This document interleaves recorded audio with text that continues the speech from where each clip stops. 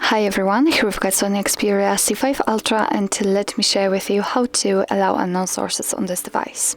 So first of all, let's enter the settings, and here we have to scroll down in order to find the lock screen and security. Let's tap on it. Now we have to scroll down again in order to find the option unknown sources. It should be in the device administration. As you can see, all you have to do right now is to simply tap on this switcher, and here we've got the warning, the information that you're doing it on your own responsibility, because you may put your device and personal data to some attacks, or they will just be more vulnerable. So just tap on OK, and as you can see right now it is active, so it means that from now on you will be able to download something from unknown sources.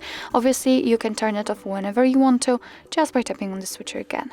So actually this is it. This is how to allow unknown sources in your SONY Xperia C5 Ultra.